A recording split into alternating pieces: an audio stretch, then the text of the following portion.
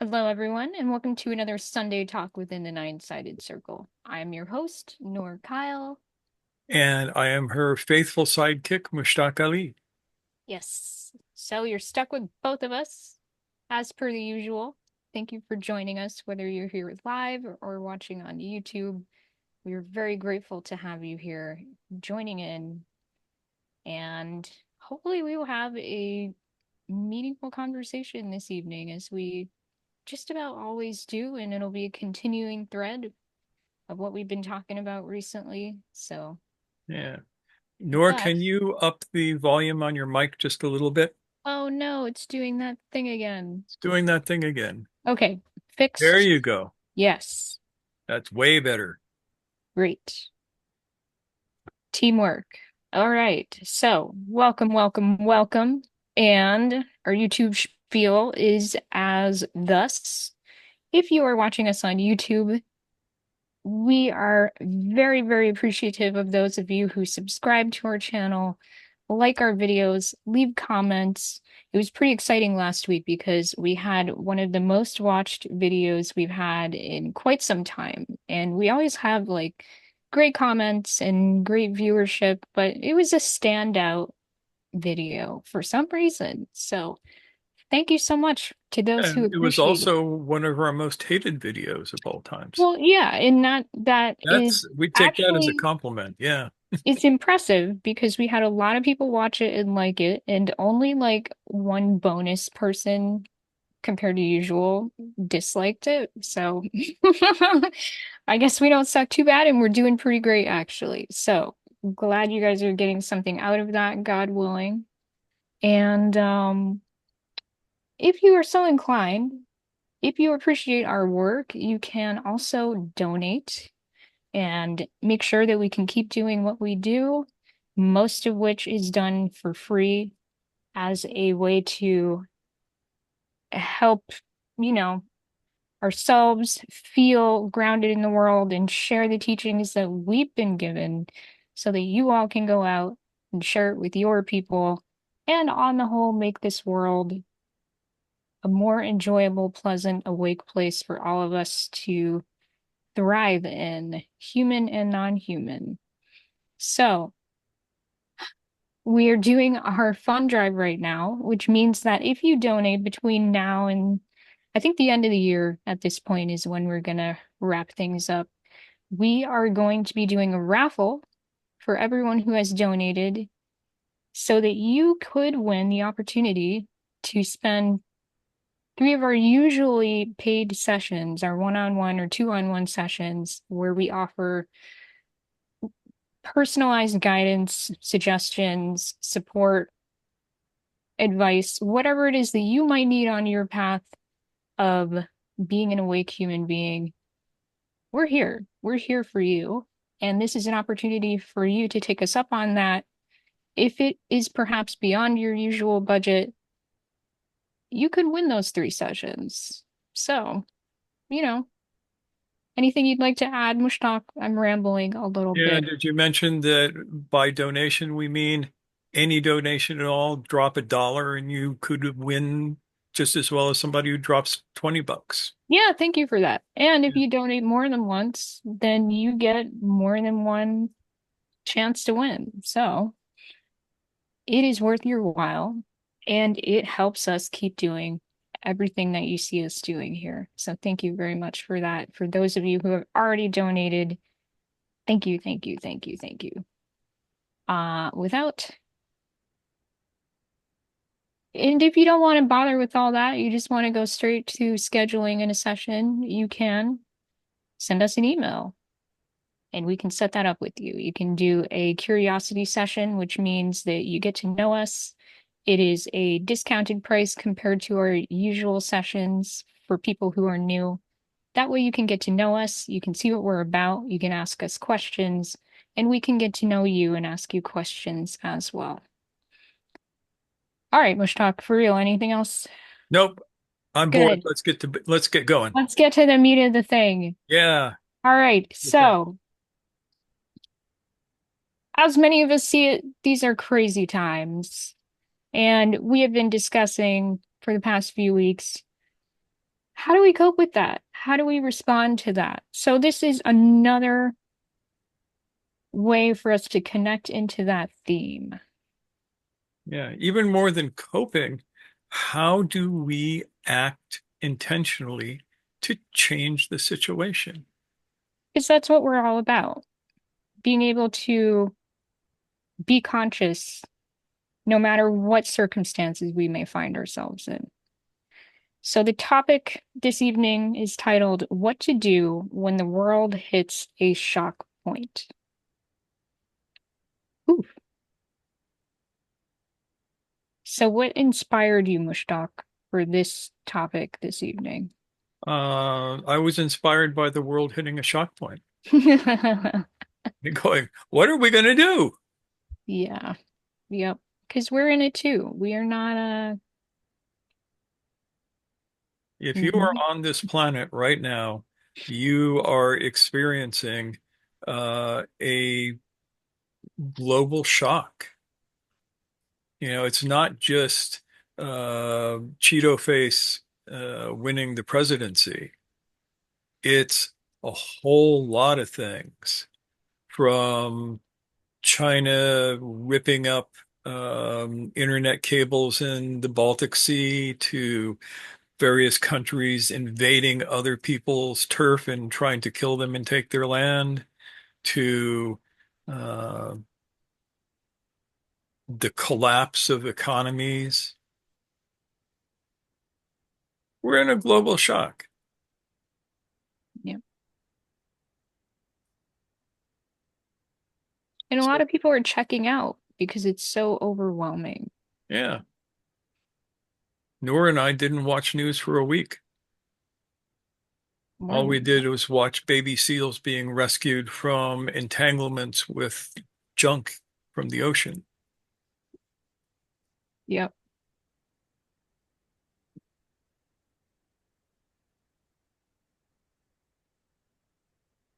So, what are we going to do, Noor? Hmm. What are we going to do? We are going to take some of the tools in our toolkit out and see how we might apply them to the situations in which we find ourselves now. And one of those tools in our toolkit is, of course, the Enneagram and specifically the Octave. And as we mentioned, shock points. Shock points are an important component in what we know as the octave in the context of the Gurdjieff work and how we have adapted that to suit our context as Sufis and people learning about Sufism as a means for awakening. Yeah. So, what is a shock point? It's also called an impulse point. That is a better translation for the original Russian words that were used in Beelzebub's tale and the original Russian words that Gurdjieff used when he was teaching in St. Petersburg. Yep. You So think? Go ahead. it's not just something that happens to you, it's also something that you respond to. Yeah. So you are a participant at the point of a shock or an impulse. Yeah. So the basic model works like this. And just take this as a model. Even metaphor could be, but a model is good. All processes can be mapped onto the law of seven, also known as the law of the octave. And in the map that you make of a process, you will notice that there will be 2 points where the energy retards, using Gurdjieff's words. Um, and if something doesn't happen at these points, the process will break down.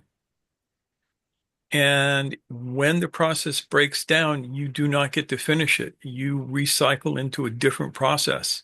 And if you go back and try and do the process that you were trying to do, it is harder the next time because you've developed inertia. And that inertia will drag on you and try and keep you from doing the process as easily the next time. And you can fail a process any number of times and develop more and more inertia. How do you fail the process? So this is the thing. The Enneagram shows us how the law of seven and the law of three interact. And you fail a process if you stay in the binary and don't bring in the third force. The Enneagram says that in a process, at the shock point, something new must enter from outside of the process in order for the process to continue. It needs that boost of energy. It needs the energy from a separate and different process that will act synergistically with the energy of the process you're working on. The classic example is the Enneagram of the kitchen. First Enneagram most people learn these days. And we know that we have the kitchen ready to work, the kitchen at work, where everything is getting pulled out and ready to go. And then you hit the first shock. And the first shock is food enters. Without food, the kitchen is useless. And without the right kind of food, you cannot cook the meal that you want. So at that point, from a whole different series of processes of growing food and packing food and shipping food and wholesaling food and shipping food some more, the food gets to your kitchen. And if everything went right, you have the right food for the meal that you intend to cook. If you have the wrong food, the process breaks down. If you have no food, the process breaks down. If you have the right food, but it has gone bad, the process breaks down. So everything has to work out in that interchange between the outside processes and the one you're doing. Does that make sense so far? Any questions so Yes. far? We are, of course, assuming that everyone here has some familiarity with the Who has Enneagram watched all of our Enneagram process. videos that we've been doing for the last 6 years? Yes. So if you are feeling totally lost, I would recommend hitting pause on this, opening a new tab, and checking out our Enneagram playlist so that you can have a sense of foundational awareness about the details that we're talking about here. And And that a may lot take of some people, the time, only but it's Enneagram, worthwhile. yeah, a lot of people, the only Enneagram they know is the Enneagram of personality, which is completely useless for this kind of stuff. Sad to say. Yep. So we're So, using it as a map. yeah, so go back and watch our videos. They're free. They do not cost you thousands of dollars to take courses. They'll tell you everything you need to know in more than basic terms, and you will be able to do miraculous things. Miraculous things guaranteed, or your money back. All $0. Yeah. All right. So for a visual, if you need an Enneagram, just look at the logo on our channel. It is an Enneagram. It will It'll give be you down in this corner over here. yeah, one of them corners. So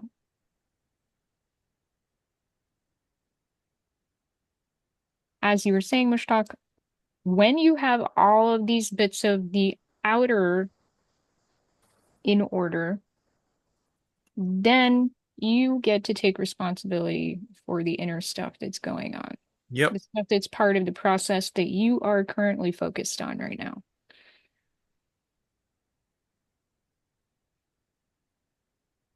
So here's a thought.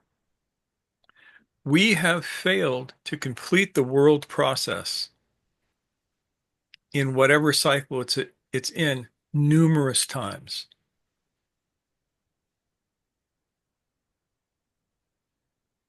And every time we do that, it gets a little bit harder to do the thing that we're moving towards, which is to be conscious, human, conscious beings with a conscience. That's hard to say. Conscious beings with a conscience. That's what we're after. And it becomes easier to be asleep, to be an easily programmed mechanical being, and to make stupid choices.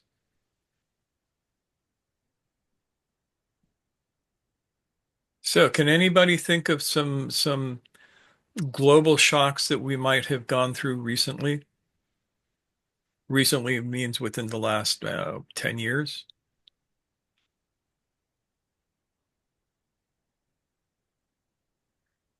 Yes, RM says COVID, which is true. The pandemic was a global shock. Yes, rat and RM, thank you. Yeah. Great one. Now, did we get make it through the shock or no? Okay, I'm seeing people say this.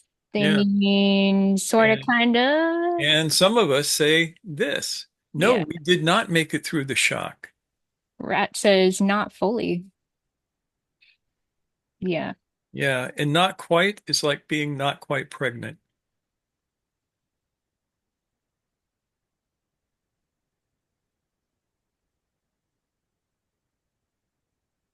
So that means that the next one around, that was a six shock on the Enneagram. The six shocks are the big ones. And we did not make it through that, which means that we are now in a global three shock, which is not quite as hard on us. I mean, for some measure of hard.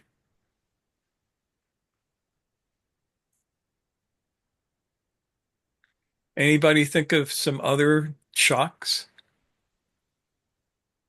that have happened throughout history, even? Yusuf offers Palestine.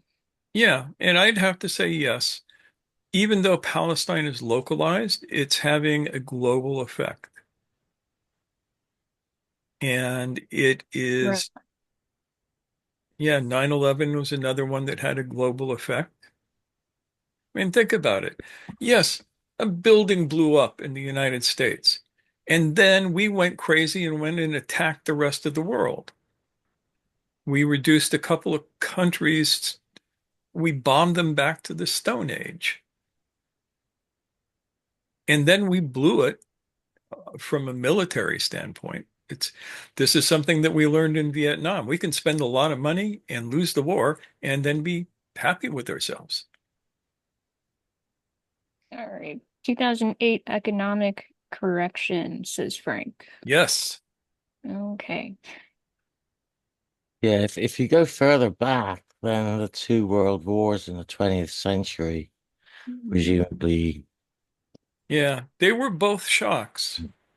And we did not get through those shocks. I mean, yes, we won the wars, but we did not complete the octaves. How do we know this? We look at the aftermath. But I don't want to go into a history lesson. uh, Yes. But yeah, the two world wars were definitely global shocks. Uh, the how, Spanish Inquisition was a global shock. what I'm wondering is, how would you define success in those Success cases? is entering a higher level of coherence, less entropy, more syntropy.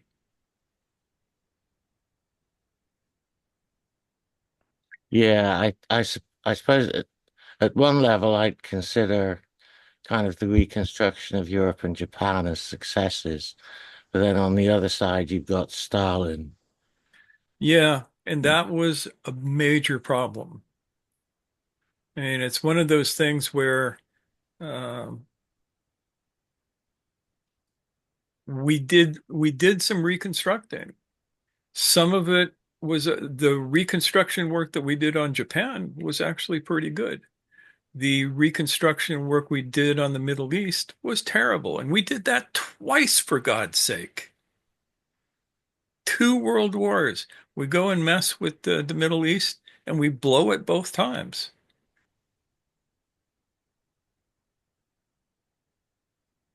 And we have paid for it. If you don't think that we've paid for it, just question for yourself, how did the House of Saud come into power, a power that they in no way deserved after World War One?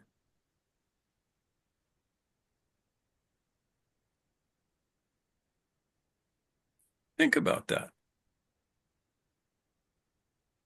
And, Saudi money helped finance 9/11. It all connects together in goodness or badness. But I don't want to get too far off on history.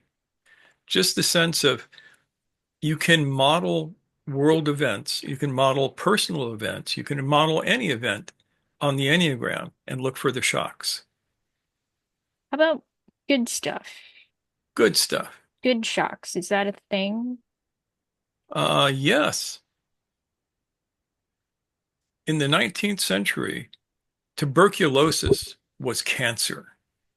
It was what cancer was in the 20th century. Tuberculosis killed millions of people around the world. And we had a shock in medicine called antibiotics, which turned tuberculosis from a death sentence into a moderately easily curable disease. Yep, I And already by the mentioned. 1960s, tuberculosis was not found in the first world at all to speak of. I mean, you would occasionally see, uh, a little outbreak here and there, but not like you were seeing in the 19th century. And that shock, that something new entering, was the whole concept of antibiotics. Penicillin Yeah. is often mentioned. Yes. Yep. Um, And there's a lot more to it than that, but that's the basics. What else? all right. Yes. Yeah, discovering targeted therapies in cancer and autoimmune disease. That's absolutely correct. Um, the American Constitution and the creation of the United States was resolving uh, a process and going through both of the shock points. We're failing later on, but at that time, it was not too bad. Was it perfect? Hell no. The Constitution had uh, really negative effects on some people. That whole 3/7 or whatever it was. Three-fifths compromise. Yeah. But it started, Man on the Moon was a big deal. Yeah. Uh, the 1870s corn hybridization, I think that was a negative shock. The 1980s or Yeah, 1980s, sorry. yeah. Looking at it out of the wrong eye.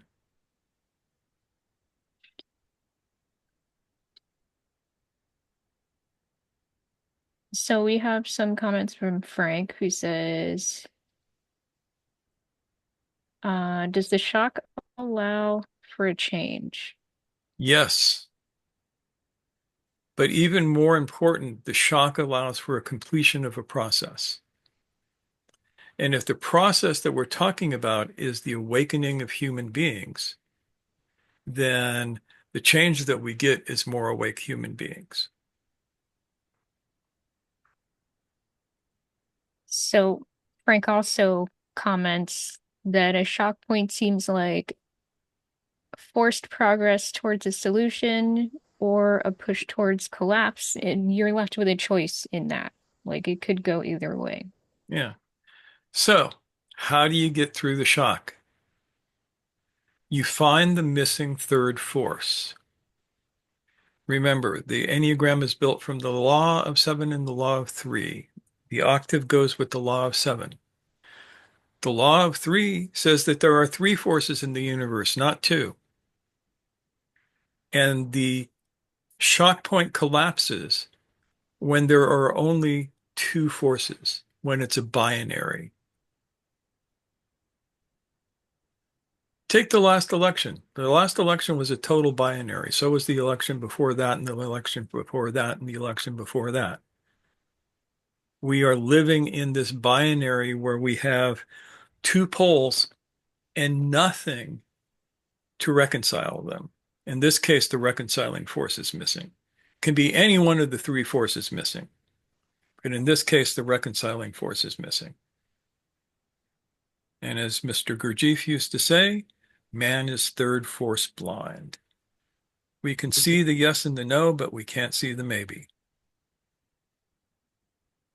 Can you give an example of an election that where all three forces were working? Hmm.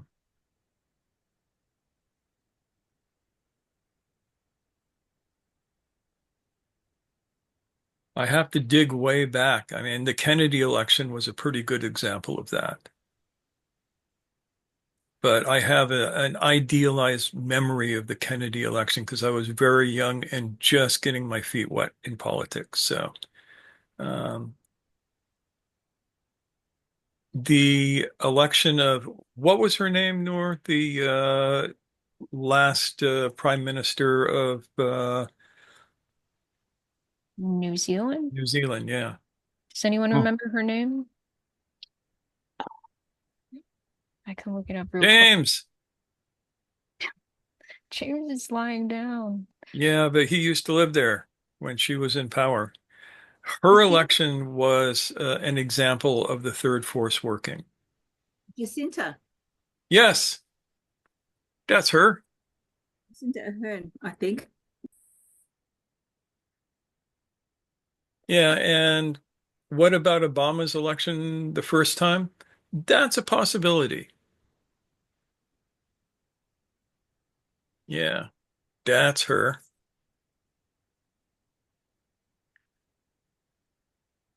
Jacinda Ardern. Yeah. Um, couple of the Swedish prime ministers come to mind.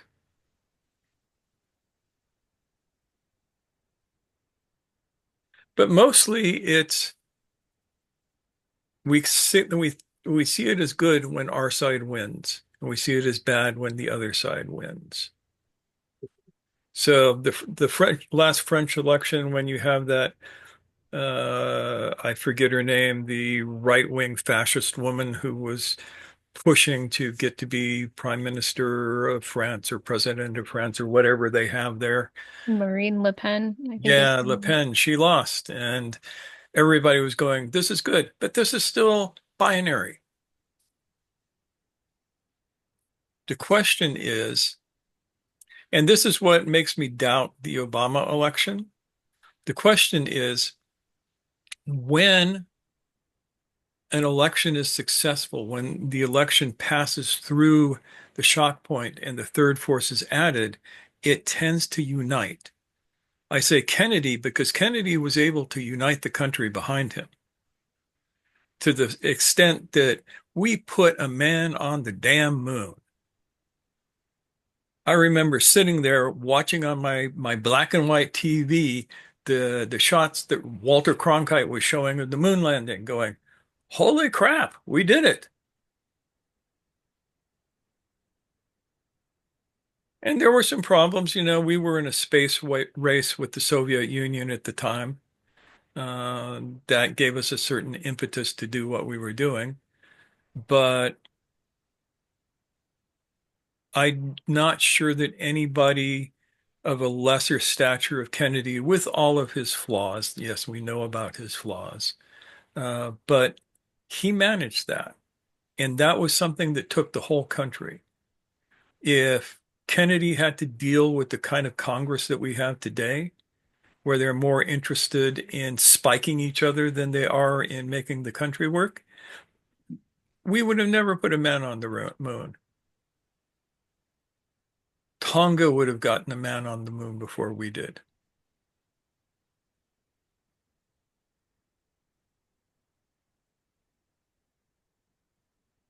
So the third force has to come in. That means that we need to understand the three forces.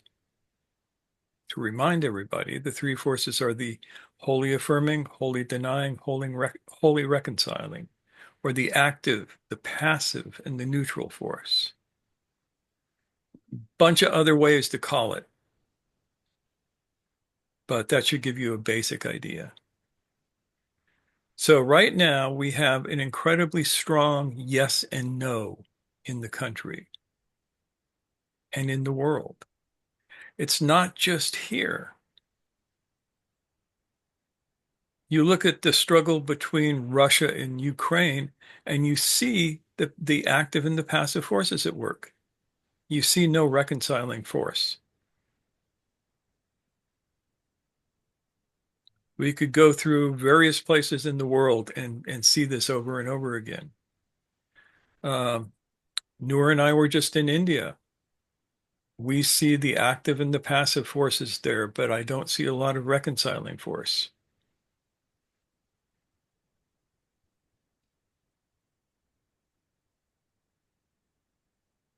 Yes, Alka? I agree with you. I think one of the most common example that I know of is a person is hungry, negative force. You get the food, that's positive force. And the reconciling forces, you can only eat what the third force allows you to eat. Otherwise, you can have all the food in the world and you can get sick. Or so, yeah, I think India has a lot of knowledge of it, but understanding is zero. I agree with you. Yeah, and you guys are still dealing with the same Hindu-Muslim conflict that's been going on, the partition. That's politician made, so we won't even go there. That's Yeah. not on a surface level. We don't have this problem. It's politics. It's that bigger game. Yeah, But but you guys have yeah, that problem. yeah, we have forgotten to do a small prayer before we get the food. Right? We have Yeah, forgotten, which used to be part of our Indian thing, where we would always leave the first bite for ants and cows or something, or the first food was made for animals before we would eat it. All of those little things, that third force reminders, have been forgotten. I completely agree with you. yeah. And we find it everywhere. So, what do you do? What practical things can we do as just individual people? We are small, right? We are easily broken. Reminds me of this movie I saw some years ago. I think it was a movie about Attila, or not, was it Attila the Hun? It was either Attila the Hun or Genghis Khan. And, both of those guys came from small, not too powerful tribes. And whoever, we'll say that it was Genghis talking to his guys, Temujin. He was saying, look, we are like an arrow. He picks up an arrow and goes, we're flexible, but crack, we break easily. If we want to be strong, we need to unite. And he picks up a bundle of arrows and holds it up and goes, if we're united, nothing breaks, because 40 arrows trying to flex all of them at once, you're not going to break them. And that's the point. They flex. Yeah. And they work together to mutually strengthen. So, flexibility and mutual support. So what does that look like? First of all, it looks like, what do you, as a human being, you individually, need to go through this shock? Because even if nobody else makes it, you can make it. You can do it. I believe in you. You can get through the shock.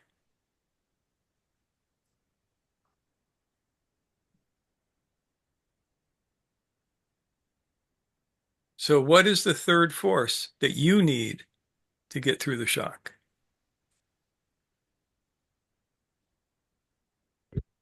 Stay out of the conflict. Maybe you don't have any choice in that.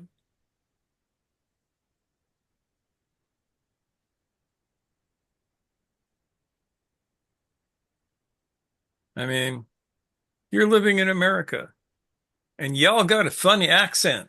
You ain't from around here, boy.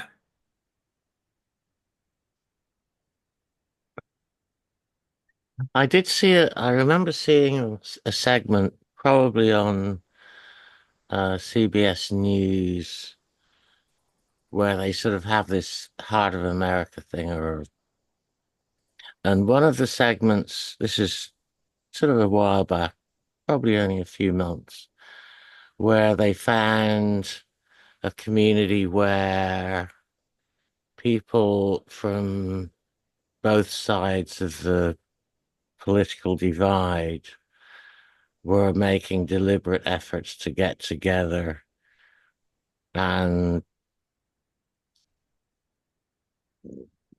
embrace the things they had in common more than their differences. And it's, at least from the report, it seemed to be working very well. Yeah, and that's smart. See, the thing is, we don't have a political divide in this country. We have an emotional divide. We have a divide where we have been told so often that we have to be angry with the other side, and the other side is out to get us.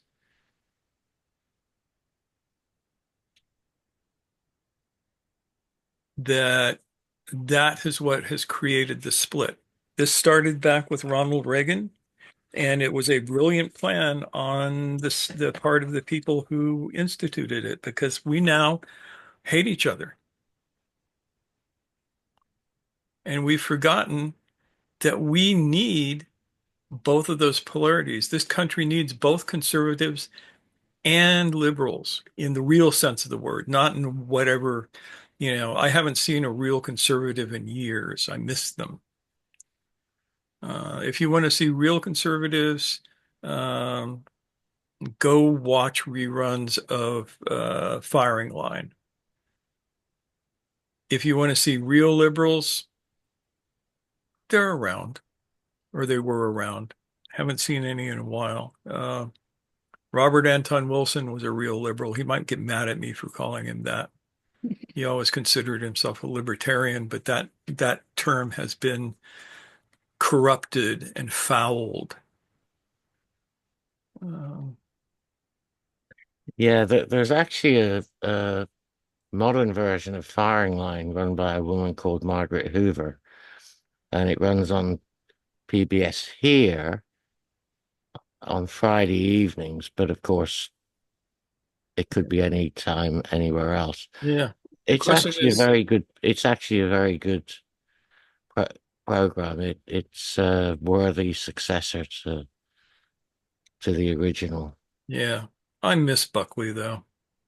Yeah, he he really had a way about him. Yep. Mm. He made you think. I disagreed with him on almost everything, but he made me think about why I had to disagree with him. Oh, okay. So this is like a news program kind of thing? It was actually a a group talk Debate. show. Wasn't it kind of like a group? Yeah. Yeah. Yeah. They would sit there and make arguments about things, but like genuine arguments. Yeah. There was another show that operated on a different format, but a similar premise, I think, called something like Fred Friendly's. Yeah. Don't know. Um, but we need to look at a couple of things. Yeah. So, to bring the chat back into the conversation, Sure. but thank you for that. And people should check that out and see what they think about whether that is a good representation of, holding the line for this third force, perhaps. So, to the question of, what can we do as individuals to get through the shocks? What is the third force for us? Julian mentioned tools for moving through the shock. Frank mentions the best that I can do should be altruistic in nature.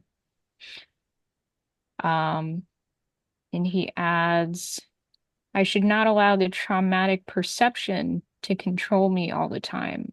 I will suffer. I must not identify with the suffering first and foremost. And I think that's a really It absolutely is. good point, a good touchstone for us. And M offers staying awake. Am I asleep or am I awake? Bringing that Yes. question to the fore again and again. Yeah. If you want to personally get through this shock, you have to remain conscious. This will allow you to feel the reconciling energy as it comes in and surf it through the shock. Mhm. Everything Frank said is right on. Yeah. Yeah. I think one of the things that we are all likely to experience if we are encountering this moment as one that both feels and is threatening to us is a sense of anxiety, panic, fear. So, one thing we can do in the face of that is to acknowledge those emotions as they arise. But as Frank says, we feel them and we allow them to be transmuted into forward momentum, into motivation to do something different, to try something different, rather than getting stuck in identifying with those feelings that could otherwise hold us back, this fear, this anxiety, this panic. And sometimes we can have this spiral that happens where we feel the alarm that arises from the shock of a situation. And all of those panicky, surprised, worried, sad, angry, whatever it might be, those feelings come up.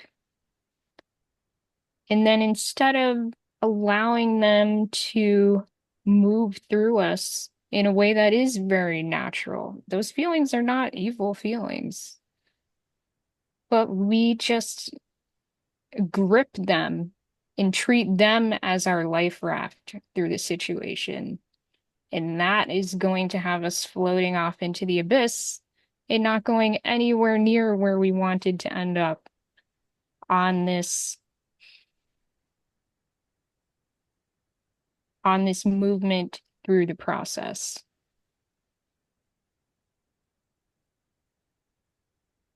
So, we have a saying,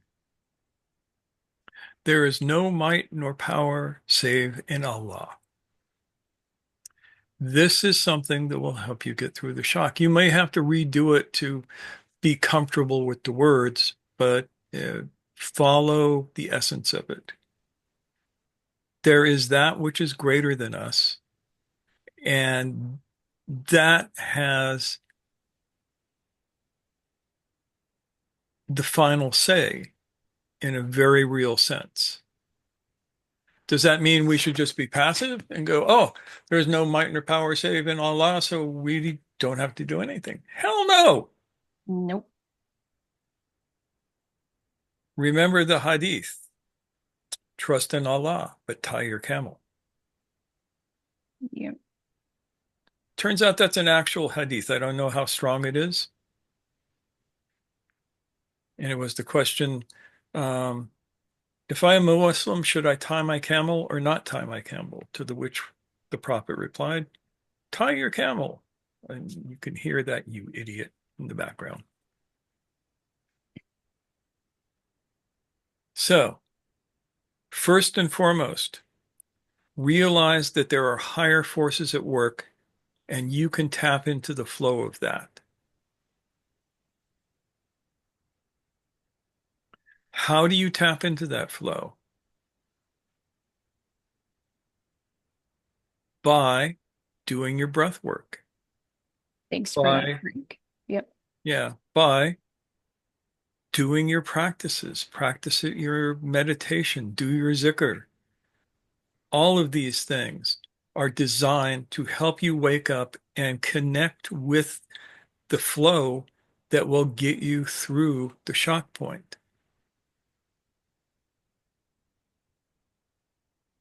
Yep. Frank mentions the 9 precepts. We Yeah, have a whole playlist on those. Those are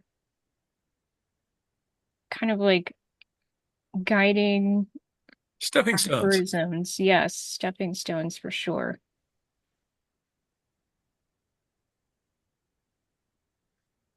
And Ian mentions Fred friendly seminars, which I am That's the not one personally that, familiar with. Oh, okay. yeah, This is the thing that we were talking about. got it, the PBS program. That's a public broadcasting system thing here in the US where you have lots of good intelligent programming for the most part. So, why are these things that we mention important? It's very simple. If you can move through this shock point, you are likely to bring a few people with you. Think about that. If you can move through this shock point, you are likely to bring a few people with you.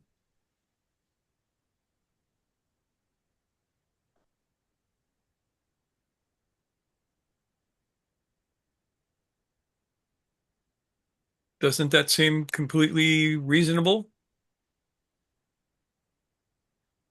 Or total bullshit? Osama, what are you thinking? I'm looking right at you here, man.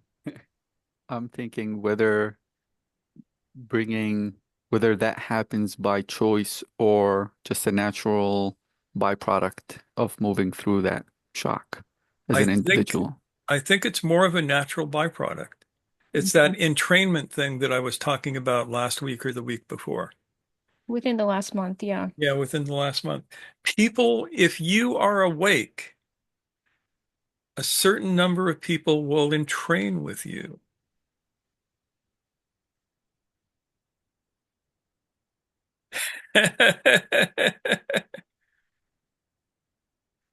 Frank says, Red Rover, send the next ready dervish over. Yeah.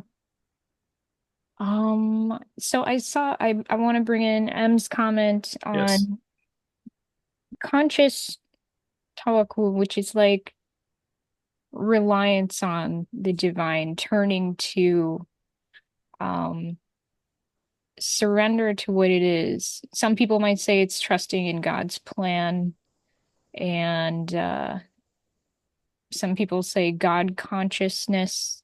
And like we said, this gets to be phrased however it resonates for you.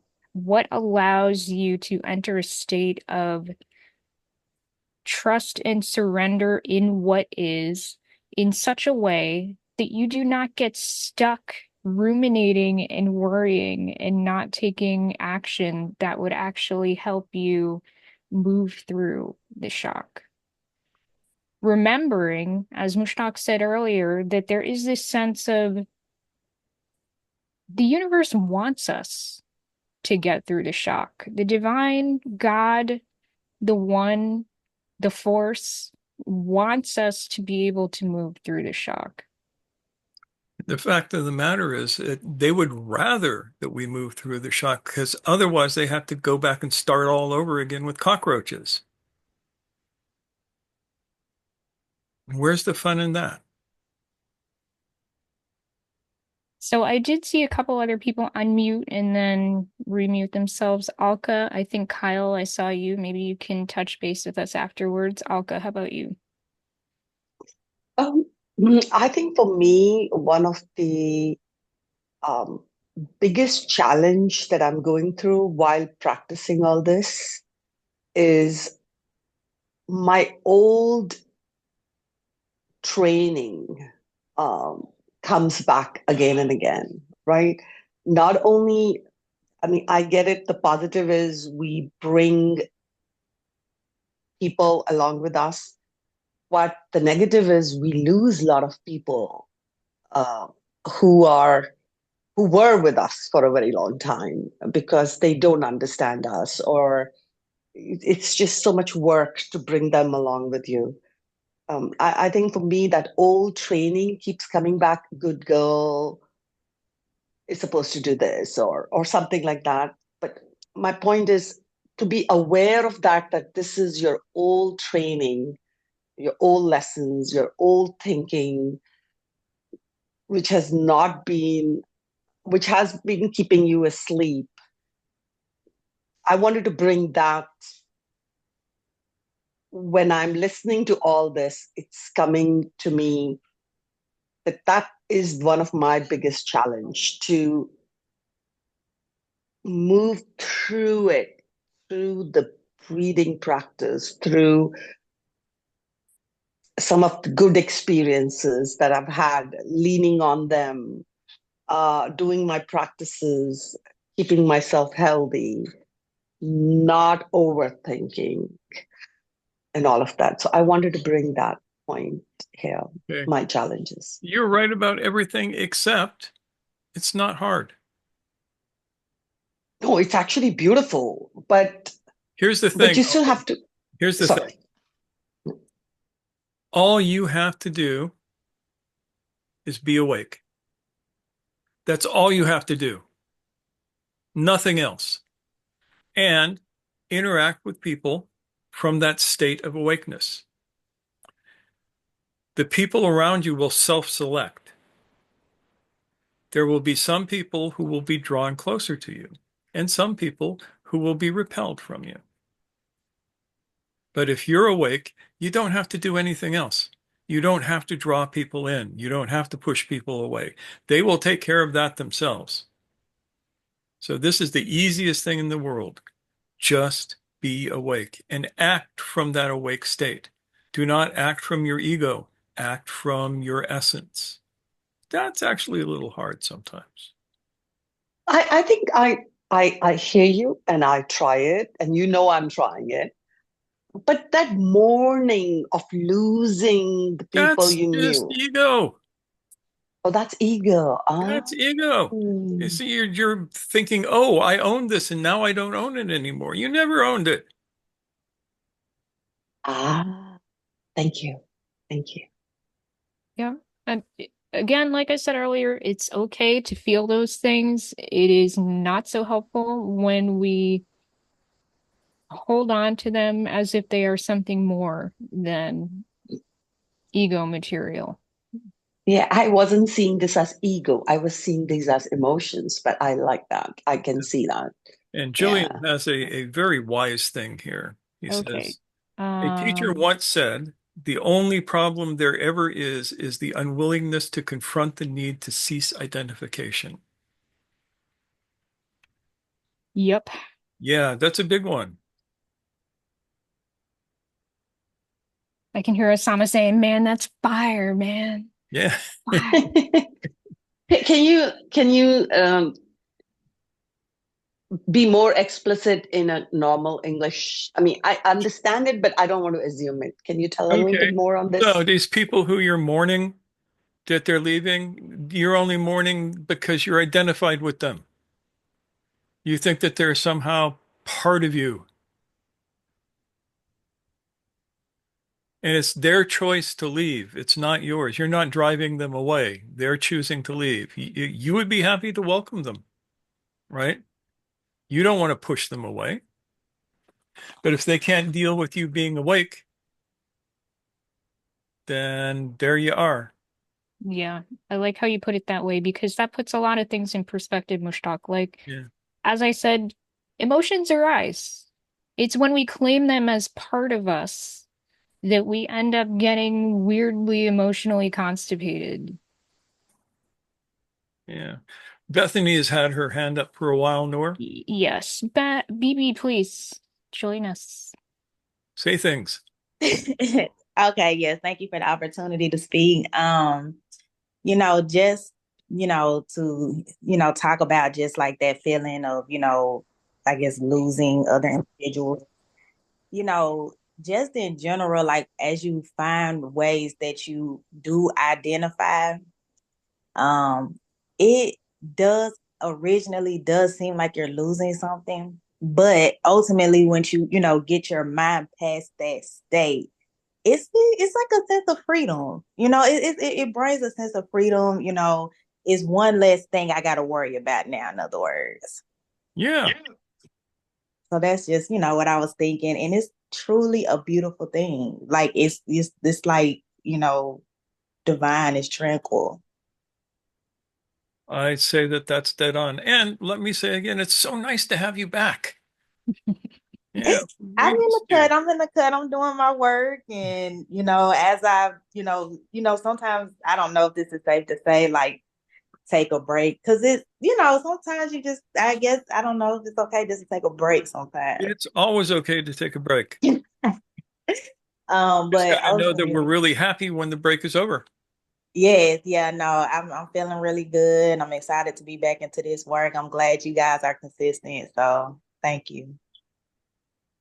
Awesome. Thanks for that. It is a relief. Once we get past like that charge of mourning and loss, it's like an opening. An opening that allows us to move forward in some way. Who do we have in the chat here? Let's see. M says, in grief, pain, loss, etc., are all feelings that need to be felt to be the adult we desire to be. I would say to some extent, yes. I think the important thing is to allow them to be just as they are, not trying to shrink them or magnify them, and to just bear witness to their flash in the pan, however frequent or infrequent that might be. And again, not getting so wrapped up in them that you wear them like a garment. I think it's an amazing thing to have the flexibility to be able to experience them. I think they can inform us in a lot of ways, especially if we're feeling them from a place of allowing things to arise just as they are. Almost like you listen to yourself. You become best friend of yourself. By not listening to these, it's almost you gaslighting your own self, There's something right? to that. Yeah, you're missing a lot of the information that's being given to you, that may better inform you on every level about what steps are needed for you to take to move through a shock, let's say.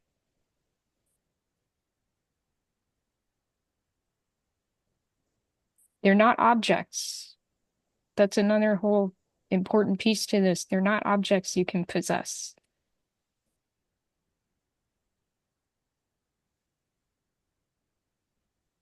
They're meant to be ephemeral.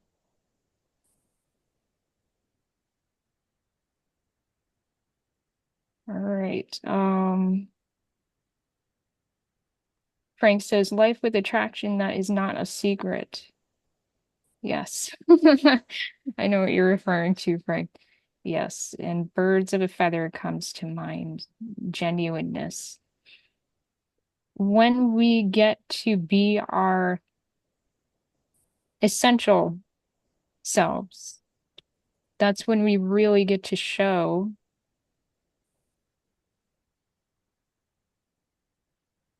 that part of us that is really working to be moving forward, and we do attract others who are moving in the same way. Right.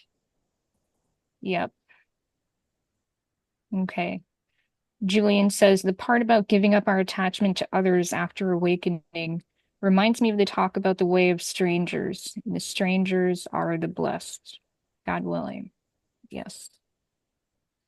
Yeah, that's a very good point.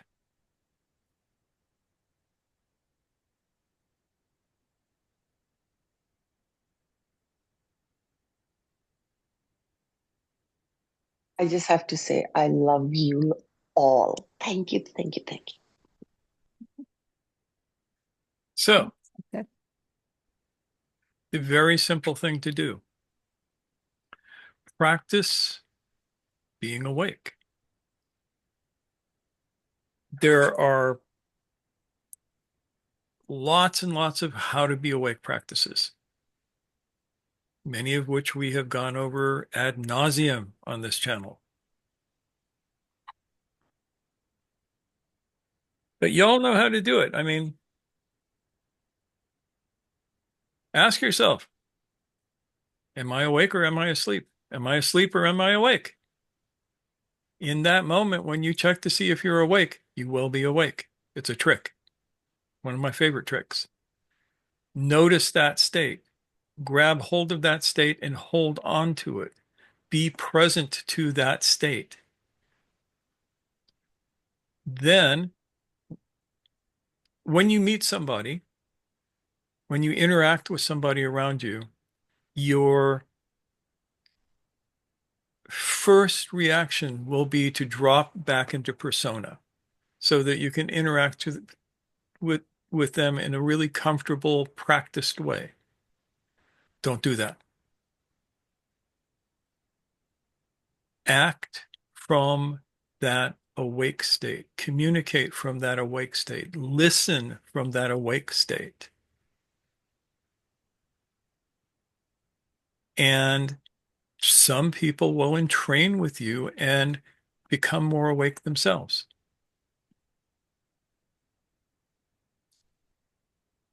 When you are in the awake state, you can do what's called spiritual inquiry, which is to ask yourself a question and then just be present to the question. The question might be, how do I get through this shock point? What new needs to enter for me? And as answers emerge, act on those answers and stay awake. And here's the thing. Either we make a massive change now, or things get worse. I hate to be Debbie Downer here, but if we do not have enough people working on being awake, it will not be enough to bring the third force in. And I figure if I'm calculating correctly, we got about 2 years. So get to work. And things like this, not just this, but things like this help. You get a group of smart people together and we talk about this stuff and we each share our ideas, and everybody's ideas here are really good. I hope that people notice this, that this just isn't Noor and I pontificating from our high place of incredible smartitude,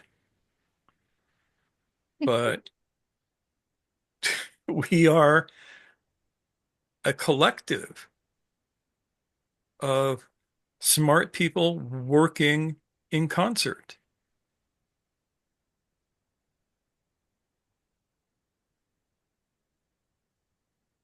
And anybody can do that. There's nothing special about me. Noor is special, but that's a different story. There's nothing special about me. I'm special to him, which is enough. Yeah. But anybody can do this. Even the people who put hate thingies on our videos, you can do this. Just be awake. Spend less time hating on us and more time doing your practice and sharing your awake state with people. This is better. All we do when you hate on us is make up stories about you. And you don't want to hear those stories because they're pretty funny and they would embarrass you. But if you spend that energy working on yourself, being awake, and sharing that awakeness with the people you meet, the world gets better.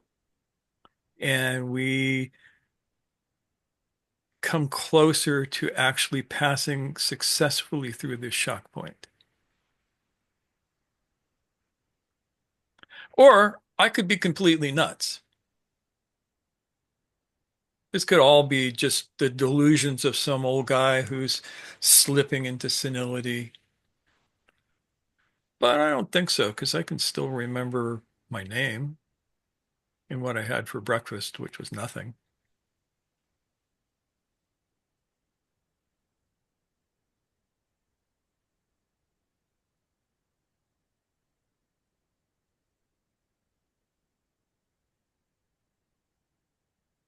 So that's my thought on this. Osama, talk to us. Well, Yeah, yes, go for it, Osama. And I think Ian, and then I'd like to touch base with people who haven't spoken yet. yeah, that's we will turn you loose on them in a moment. Um, First, like the t this talk is like super timely. It's so weird. Um, Specifically in my life.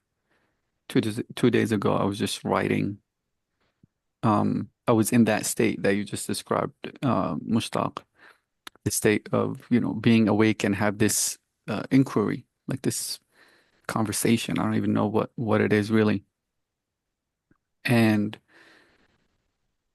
this thought of, speaking to my beloved, and I was just saying, like, why are you veiled from me? And it was just this response that came in that space that was like, you're the one who's veiled. Yeah. And the sense of, in that moment, it was just like, I was just asking for courage for that to not only to be in that state that you just described, but also to act from that state, as you mentioned, acting from that essence without this identification with the ego, or attachment, as everybody was mentioning. And I can relate to what Alka mentioned as far as, I mean, when it comes to strangers and people around and stuff like that, so there's some kind of easiness. It's not that difficult to kind of act um in that courage and be in that state and act from that state. But it's the people who are closest to us who there's this fear of, okay, now what? Which I guess you guys touched on. Um, I just wanted to say that and express this and my gratitude for this because it really is timely. And full disclosure, like 2 days ago, I have that experience. I write it down. And then the day after, opportunity to express that, to exercise that courage, it came about. And I did not act. I did not. And then the other thing came, which is I know um, what you say, which is like this fear that comes from it as well, which is I know it's a finite well, not finite, that the opportunities, um, it will get more challenging, kind of like what you're saying, like, hey, you got 2 years or whatever timeline, and it is gonna get more challenging.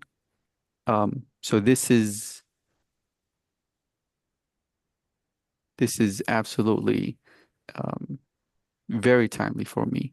And even just as I'm speaking right now, I feel that heat right here in my chest as I'm saying all this. Um, so immense gratitude for this, because that flame, God willing, continues to burn. Thanks. Alka offers snaps. Yeah, we're all behind you, Osama. I can relate to what you're saying, as I think many of us can. And sometimes those moments where we feel called to action do pass us by. But even being able to recognize that, to feel that, means that you're becoming sensitive to those moments, and you're being able to witness when those moments where there's that impulse to take action in some way that you know is going to close the loop, as it were, in some way. So even though it may be discouraging, you can take heart in the fact that you're becoming better able to recognize it when it comes around again.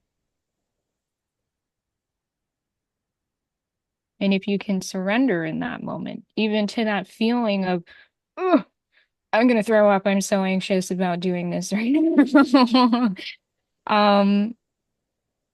The relief afterwards may surprise you. Or at the very least, you'll be satisfied with your own courageousness, no matter how it goes. And sometimes that's everything. It'll make you stronger for the next time you end up in a situation where your soul is screaming, you need to be brave right now. And you'll know that you can do it. And it will be easier in that sense. Thank you for sharing. Ian. Yeah. I've got a question, but first I want to throw in an anecdote about the attraction and repulsion. Um, Back in the late 80s, there was a group of us from work primarily, but it also at one point drew in a number of people from outside, and I've been trying to think how they got there, and I can't remember. But anyway, I was chatting with, at one of these occasions, I was chatting with one of these people from outside, and I forget the context of the conversation, but I made this comment to him that my mind lies to me. And he understood it immediately. But there was another friend of ours from the work group who just recoiled from it in horror. And the person who I was talking with who really got it, I mean, he became a lifelong friend since then. So I thought that was probably worth throwing out as an example of that. But the question I had when Mushtaq said, by my calculations, we've got about 2 years. I'm wondering, this may be way too far afield for this talk, but I'm wondering how you calculate time in these things. By going through laying out the process on the Enneagram, knowing that this is a 3 shock, I can calculate back to when this particular octave started, and then generally figure out when we hit the sixth shock. That's how, in a nutshell. And to be more clear on that would require doing an entire 2-hour talk on how to do it. Yeah, I figured that. Sorry. That's okay.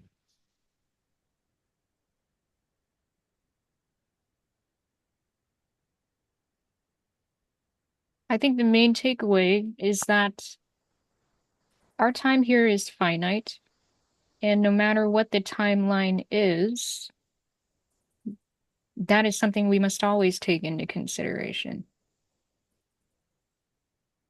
And it is possible to miss windows of opportunity, to make change, to be responsive as opportunities arise. Em, I saw you unmuted.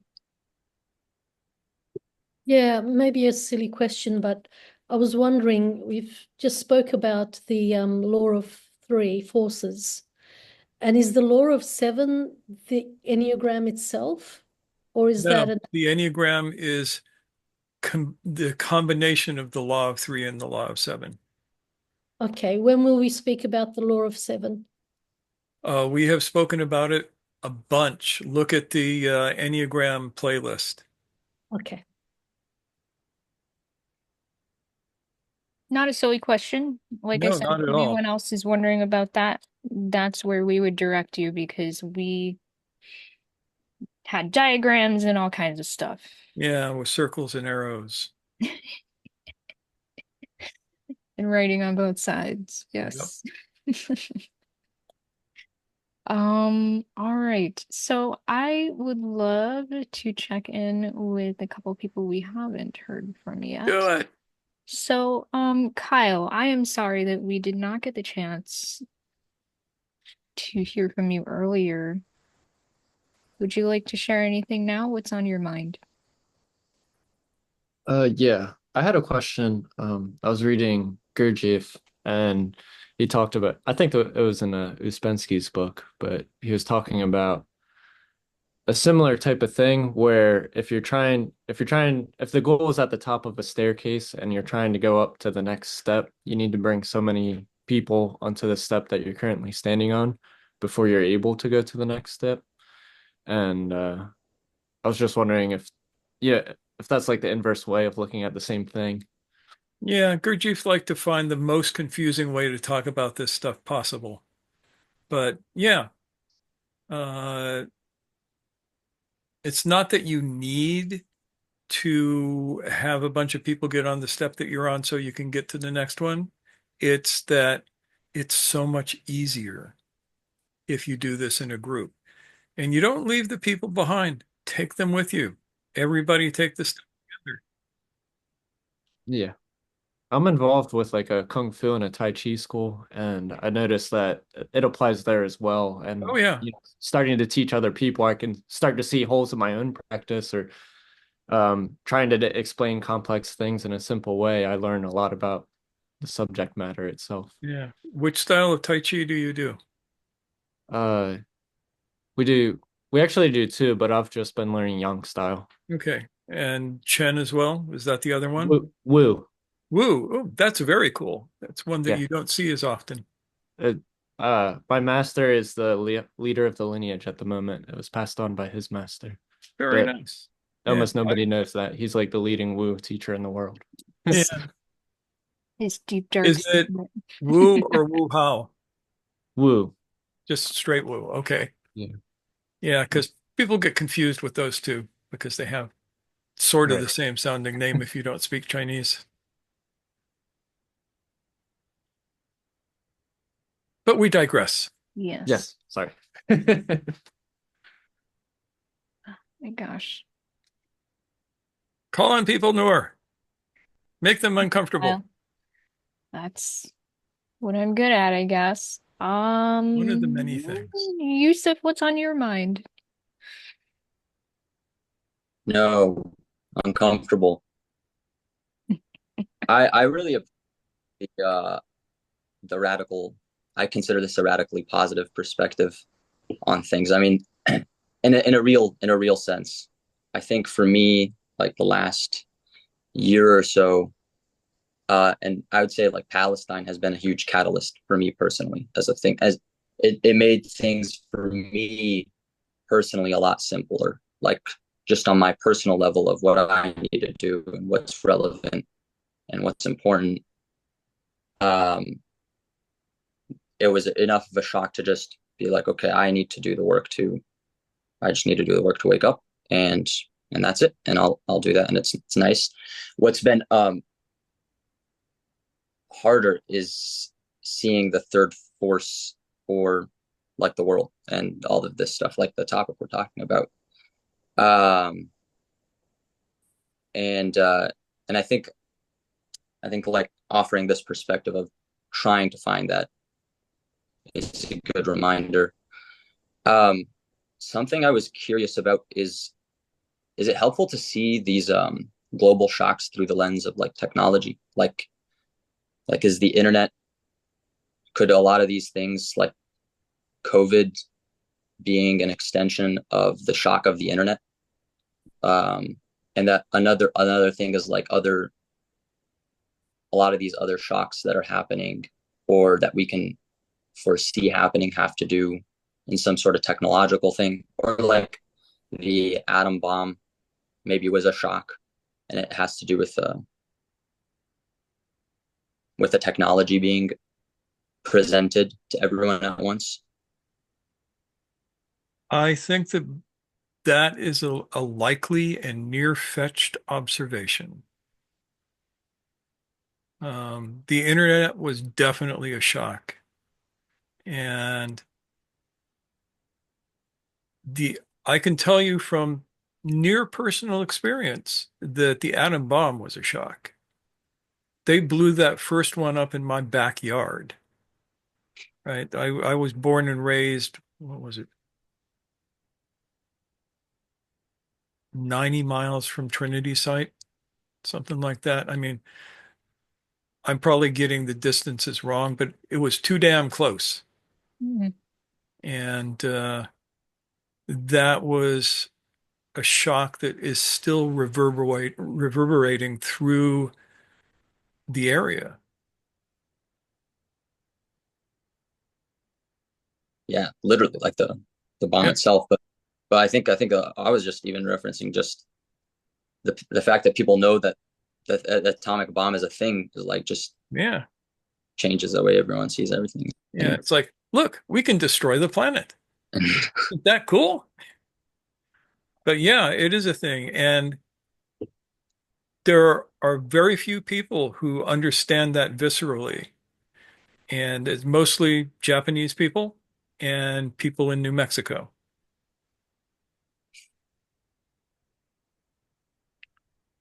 Yeah. Yeah. And one thing I want us to keep in mind is that, at least in my perspective,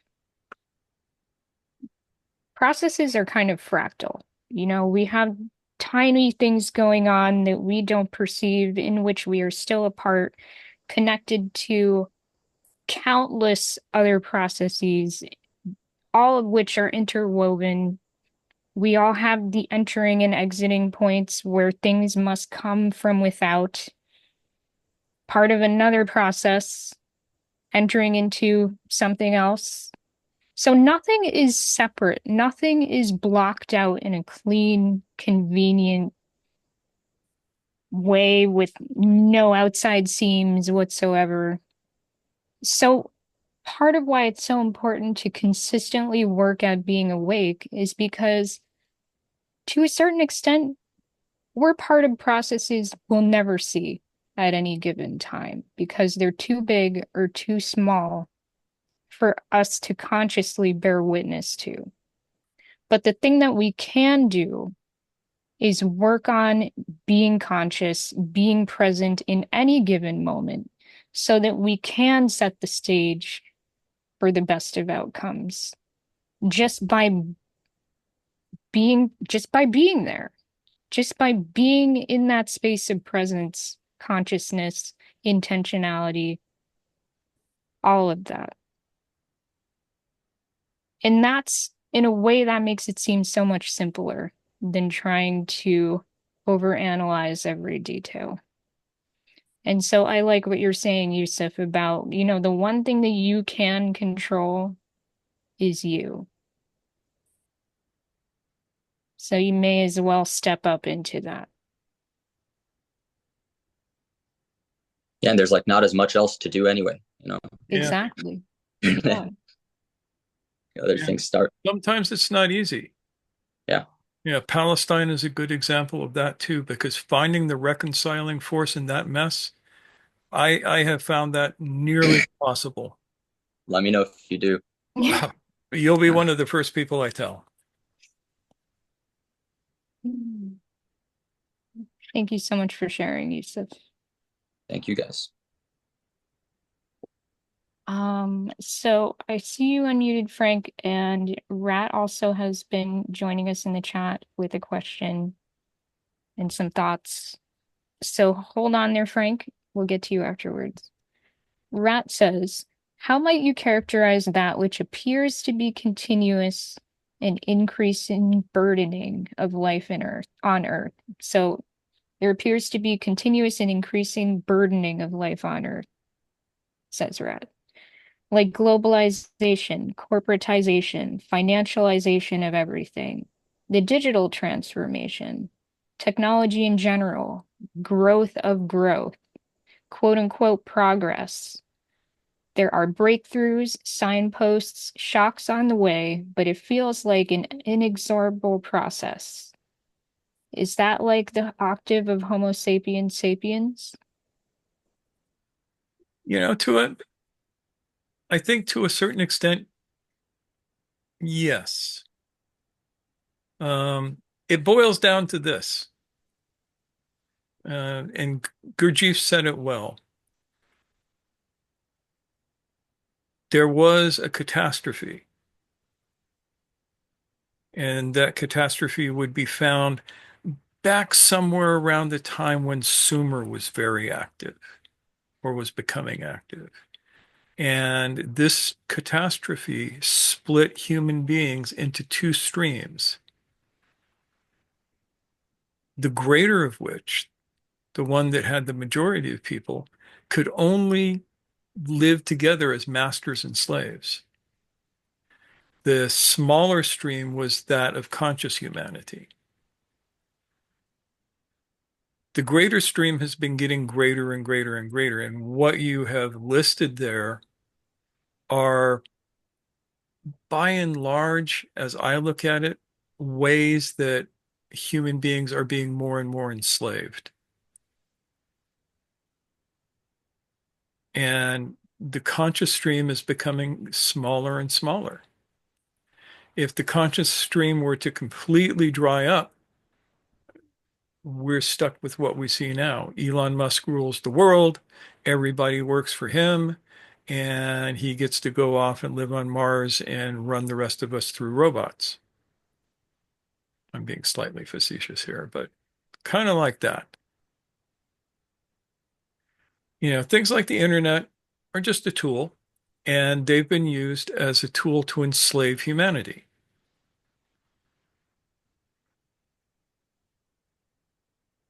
Does that make sense? Am I completely blathering?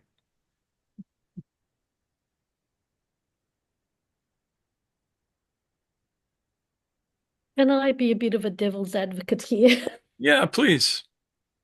I mean, I am ever so grateful for the internet, and I especially experienced it when we had lockdowns here. And I'm living on a huge island, and all my loved ones are far, far away all over the world. Mm-hmm. And the possibility of not ever being able to reach them or them coming over was a real experience at that time. And I'm a very romantic, optimistic person. I usually hardly ever fall into that kind of a shock in the face kind of thing that I felt real then. And it was through the internet that I could find solace and connection. And if we didn't have the internet and I guess the consciousness to use it wisely, we would not have this ability to connect now with someone like yourselves and the good people on this panel here, where we can connect and find a breath to all the stuff that's happening out there and come back to center and not freak out. And we can do it because we're not like in the olden days, maybe in saintly days, saintly people did it telepathically. We're doing it now through the medium of these technical things, and rather than seeing it as a shock, and obviously clearly it is used for evil, and people are falling more and more and more asleep by the use of them and the way that they are being used. Maybe one of our responsibilities is to constantly always have the conversation of how to use it for the positive. It helps us to organize. It helps us to, come back to the remembrance of the importance of being awake and being adult, and recognizing our persona, because it gives us, I don't know, a tool in which we can do it so effectively, really. I don't know, I can also blabber on about this, but Yeah, and it goes to the point that I was working on making. It's a tool. yeah, It's like a knife. I was going to say a knife is a good A example. knife is a tool. I have a knife right here, right? This, can't see it because there we go. This is a knife.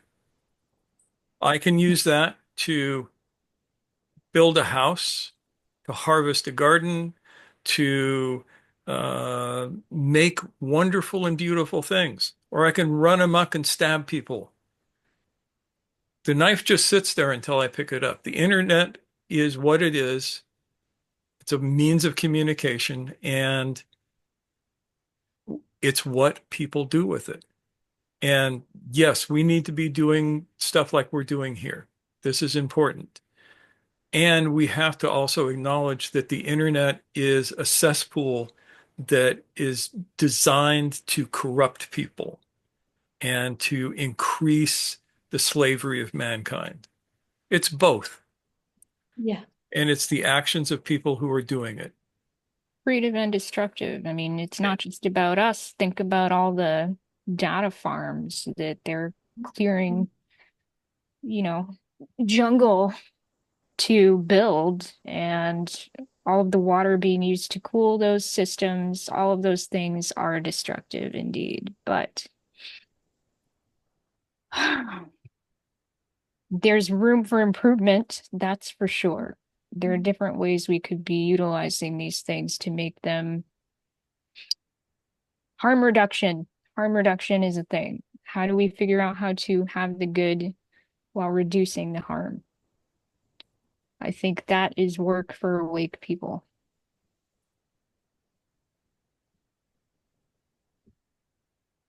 So I actually appreciate what Julian has said in response to Rat's question as well. And thank you so much, Em, for giving us some, that's part of the third force work, is being able to see the full complexity of things on balance to the best of our ability, and using that to inform our choices. So Julian says, perhaps these, the ones that Rat was mentioning, are events that can lead to breakdowns that serve as catalysts. Not saying they're designed to, but they can certainly be responded to that way, allowing us to become awake on a more collective level. I can say for myself that personal tragedy has been a huge catalyst for this work.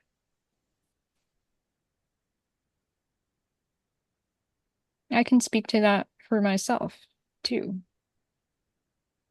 having a disability, having physical limitations has been an incredible teacher in my own work.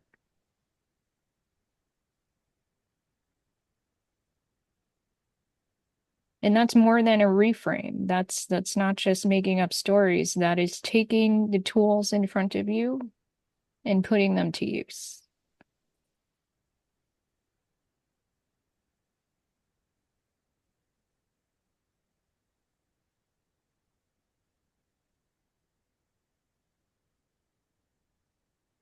James.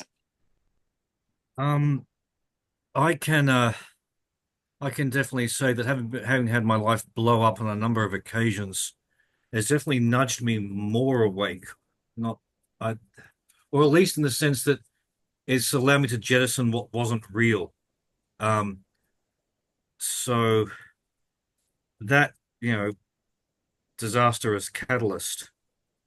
But then if I hadn't had certain things in place at the time, I don't know how I would have done. Like I've been sort of dabbling in like Zen concentration practices since I was 12 and getting a notion of some kind of self that wasn't reducible to conventional identity. So when conventional identity got ripped to shreds on a number of occasions, I was able to get through it and come out the other end slightly clearer.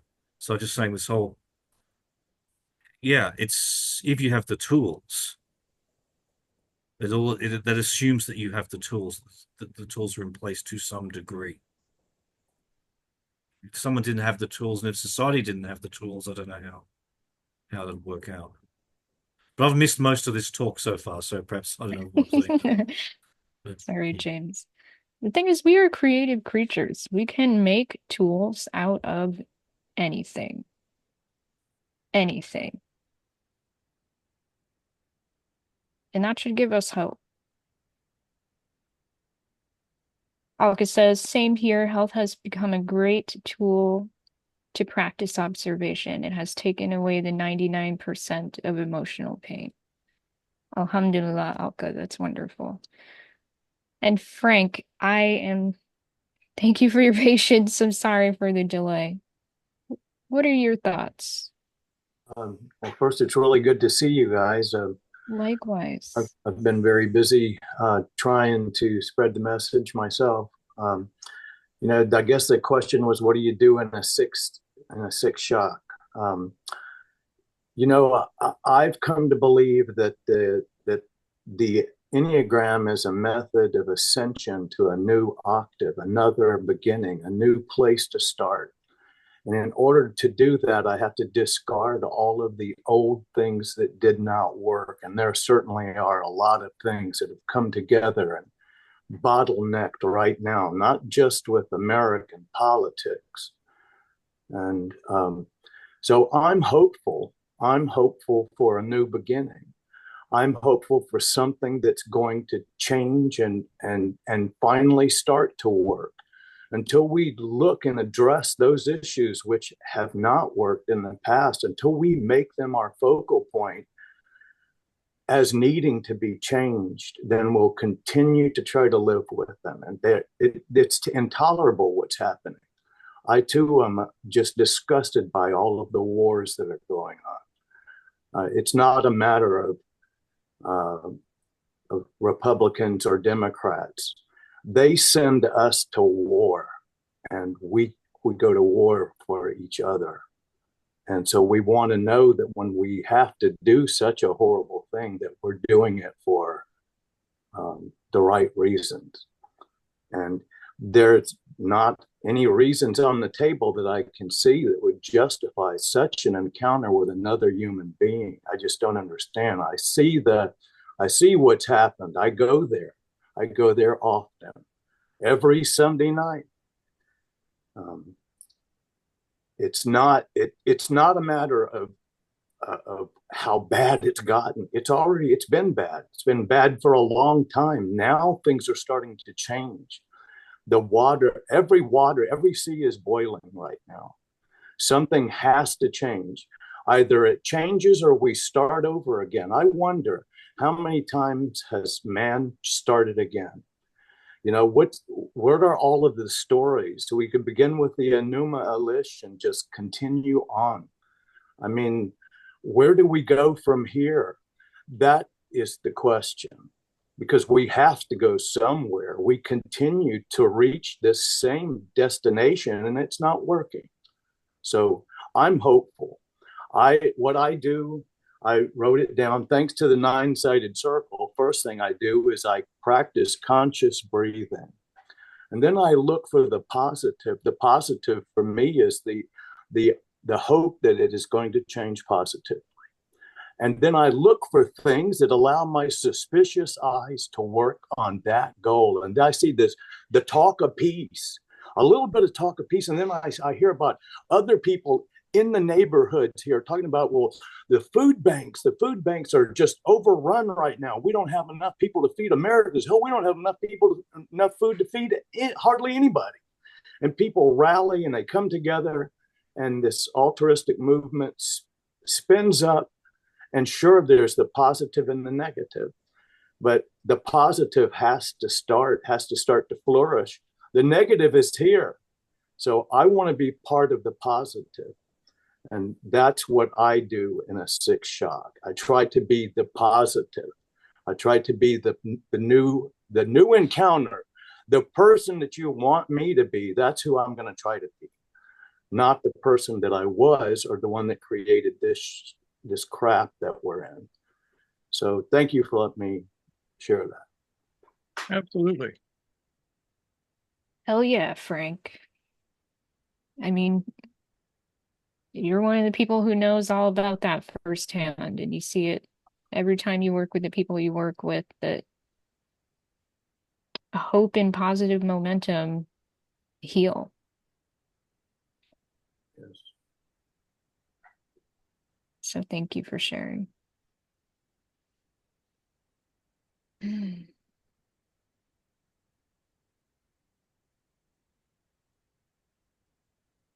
Shuri, how about you?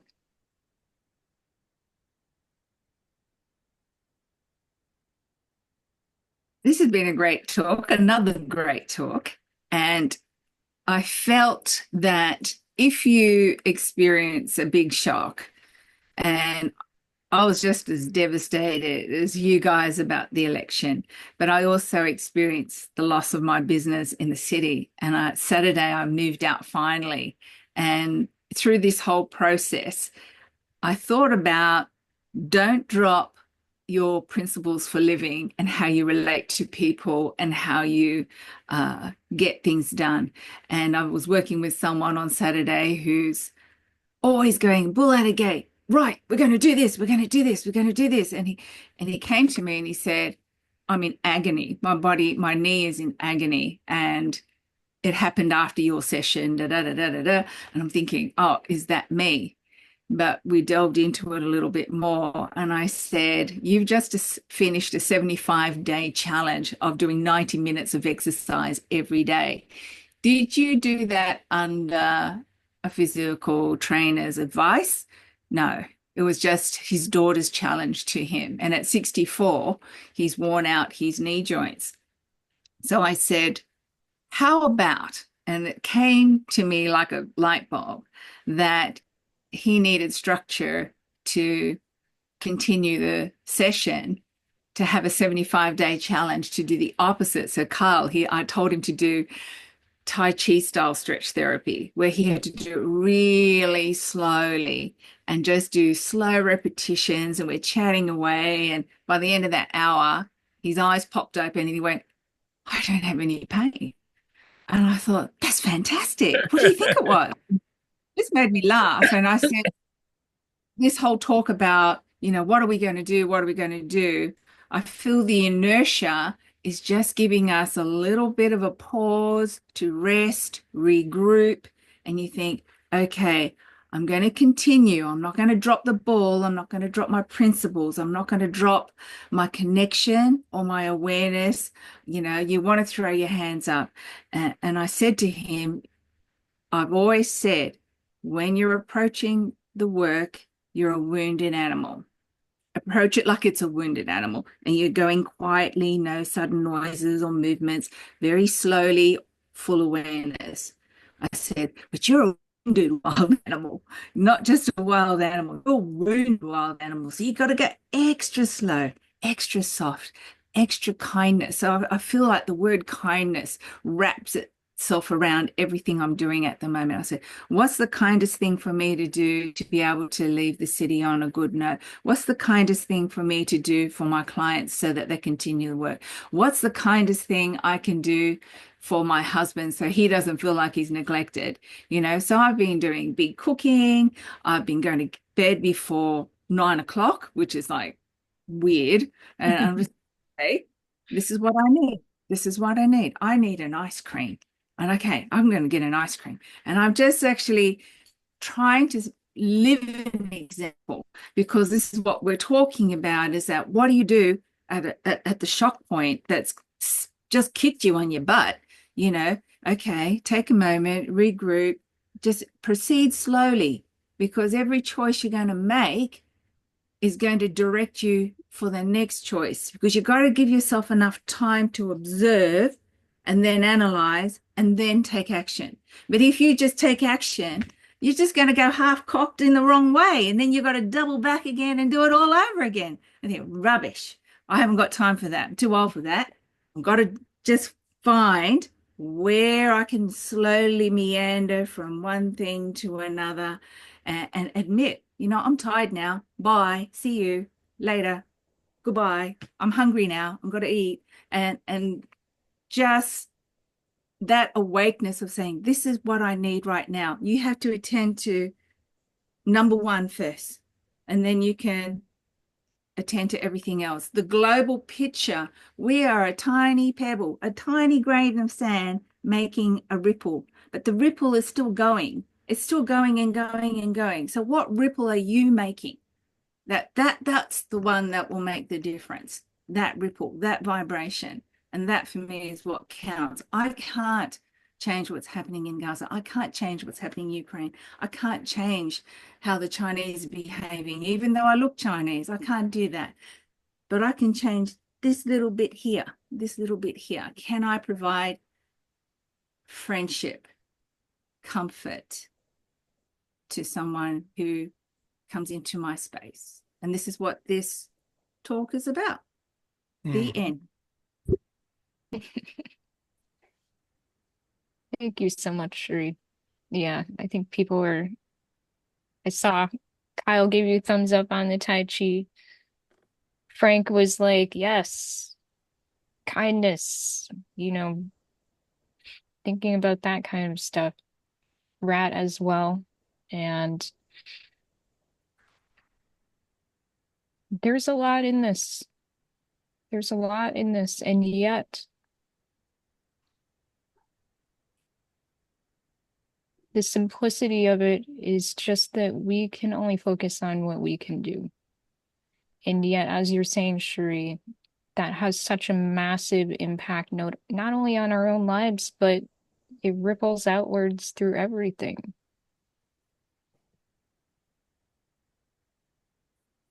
Yep. Yeah.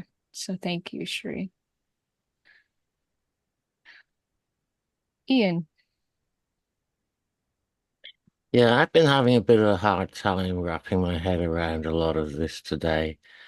And part of it is that I'm not as focused as I normally am. But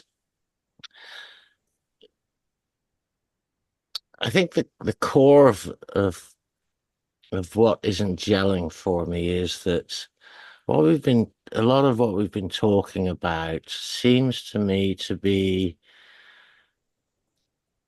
things that we would want to do anyway, regardless of whether we were in a shock point. Being awake, practicing whatever we practice, and so on.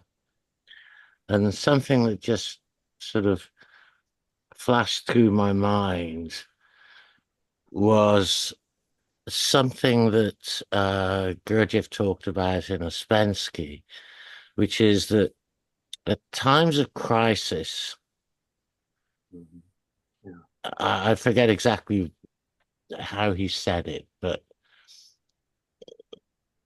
knowledge is available to the mass of people sort of give away their no, it's like knowledge is a finite thing, and the mass of people in these times give away their capacity for it, which means that it's possible for those who are awake to gather it. And of course, he was talking back during World War One and then the Russian Revolution, which were really hard times, probably much harder than anything we're dealing with. So I'm just wondering how those kinds of concepts might apply to the situation we find ourselves in. So,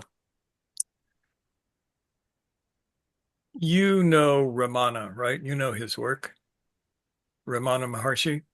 Actually, no, I know the name, but I don't know his work. Yeah, he basically said, you want enlightenment? Sit down and ask yourself, who am I? And keep asking until you know, and you have it. Everybody agrees that this is a brilliant strategy. It is the way, the quickest way you can wake up and reach a state of illumination. Now, Ramana has probably hundreds of thousands of followers. But you know what he doesn't have? Of course, he's dead, so he doesn't have anything, but doesn't have awake people. Do you know why?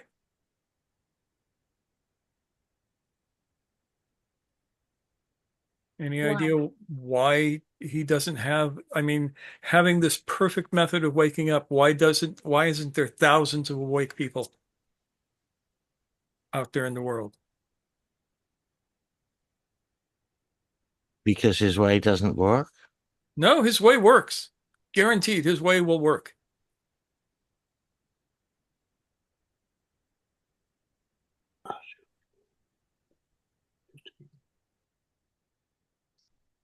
Because we don't No have one does smart the people. actual work. Well, Say that again, James. no one does the actual work. Yes, They just talk about him they and talk appropriate about his him. They legacy. write books about him. They talk about how great he is, but they don't sit down and do what he said to do, which is to sit down and do this until you get to the end.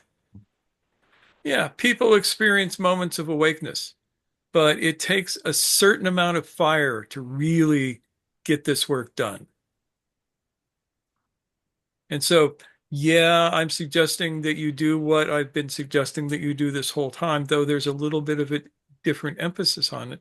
But if you don't actually do the work, it doesn't get done. Being awake for 5 minutes a day is not enough. You've got to be awake more than you were asleep. And you have to do this in a way that interacts with the world.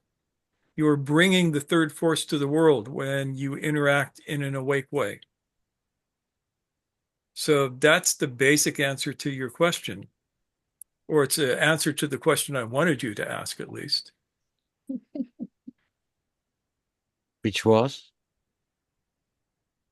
Which was What was the question you wanted me to ask?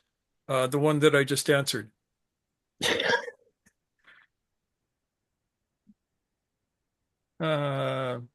Frank is asking, is character as important as being awake? If by character you mean the qualities of compassion and honor and all of that kind of stuff, that comes out of your awakeness. If you are awake, you develop conscience. And if you have conscience, those character traits are there. Thank you. Thank you for that. So, Ian, did I answer your question enough? because I can ramble on for hours on this subject. So And I believe we have been rambling on for a couple hours, so yeah, keeping that in No, mind. there was one thing you said that really struck me, which was we when we're awake, we can bring third force into people's lives. yes, into the world, into That struck me as very yeah, that's salient to significant. the issue.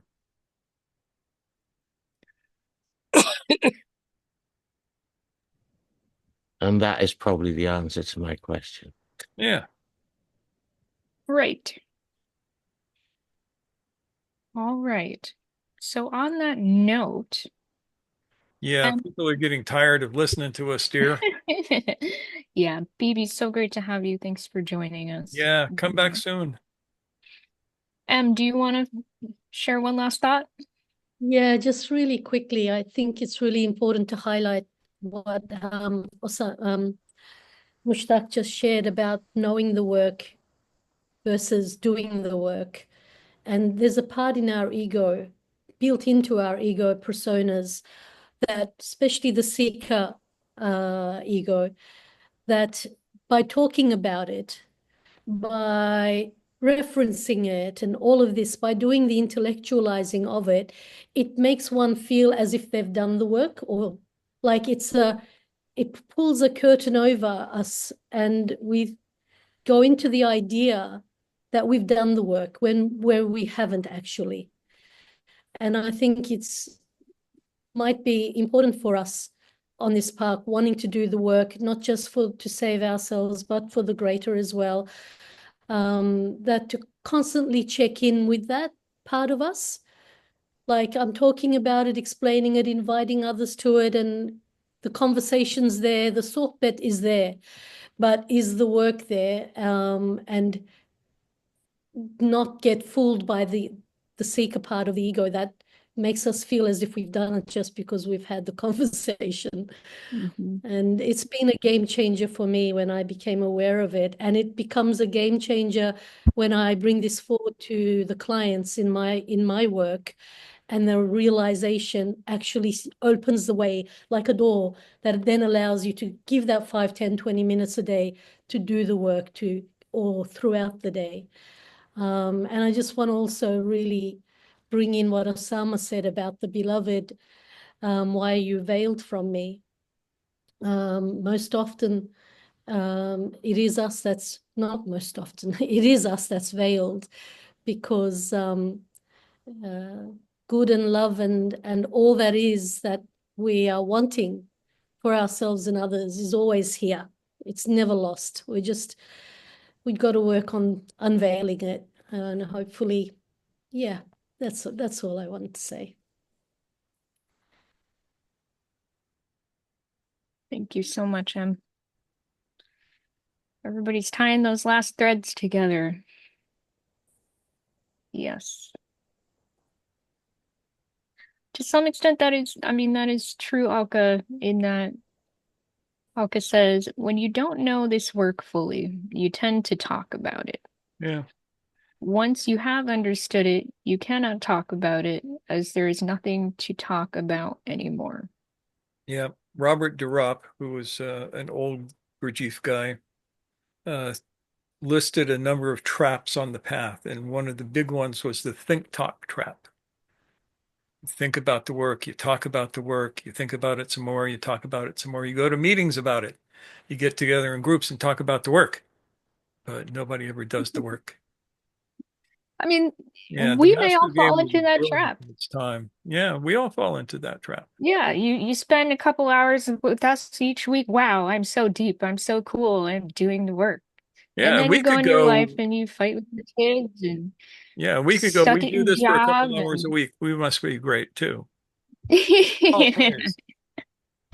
yeah, so I mean, that is something we all have to be conscious of. And the more conscious of that we can be, the more conscious in general we can be. I love that we touched on the reason for doing all of this shit, which is the more awake we are, the more the third force is present.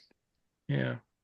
And it is a given by pretty much all the mystical traditions that humanity needs a certain number of awake people to hold the space, to make sure that we don't just go sliding into complete sedimentation. Mm-hmm. Yeah. And we ain't got that many people. We're short on awake people. So we need to have a few.